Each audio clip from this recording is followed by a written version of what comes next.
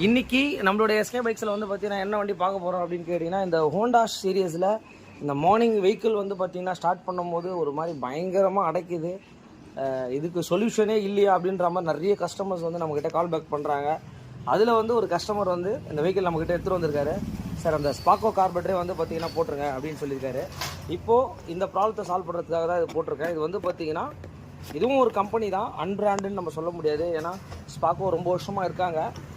அதே மாதிரி இது வந்து பார்த்திங்கன்னா இந்த ஸ்லைடு டைப் கார்பெட்டர் வராது உங்களுக்கு. இங்கே பாருங்கள், இந்த மாதிரி தான் இருக்கும் உங்களுக்கு. டைரெக்டாக ஒர்க் ஆகிற மாதிரி அந்த ஸ்பெண்டர் டைப்புன்னு சொல்லுவாங்க. இங்கே பாருங்கள், இது கூடயே வந்து பார்த்திங்கன்னா இந்த கேபிள்ஸ் வந்து பார்த்திங்கன்னா இந்த கேபிள்ஸும் வந்துடும். இந்த கேபிள் வந்து இந்த கார்பெட்டர் கூடயே கொடுக்குறாங்க. கேபிள் அந்த ஷைன் மாடல் கேபிள் இதில் போட முடியாது. இது கிடைக்குதான்னு கேட்டிங்கன்னா சூப்பர் ஸ்பெண்டரோடைய டைரக்ட் ஃபிக்ஸு. இதையும் வாங்கி நம்ம தேவைன்னா எல்லா நார்மல் கடையிலையும் உங்களுக்கு வந்து பார்த்திங்கன்னா கிடைக்கும். அதனால் ஷைனில் இந்த வண்டிக்கு இந்த ப்ராப்ளம் எப்படி இருக்குன்னு சொல்லிட்டு போட்டுட்டு வெஹிக்கிளை ஸ்டார்ட் பண்ணி பார்த்துட்டு உங்களுக்கு அப்டேட் பண்ணுறேன். தேவைப்பட்டால் இது நம்ம சப்ஸ்கிரைபர்ஸ் எல்லா ஊர்லேயும் இருக்காங்க, வேணும்னாலும் ட்ரை பண்ணி பாருங்கள்.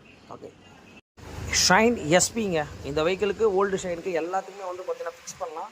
இப்போ வந்து பார்த்திங்கன்னா நம்ம அந்த ஸ்பாக்கோ கார்பெட்டை தான் ஃபிக்ஸ் பண்ணியிருக்கோம். வெஹிக்கிளில் எப்படி இருக்குதுன்றதை ஆன் பண்ணி பார்த்துடலாம். இங்கே வரும்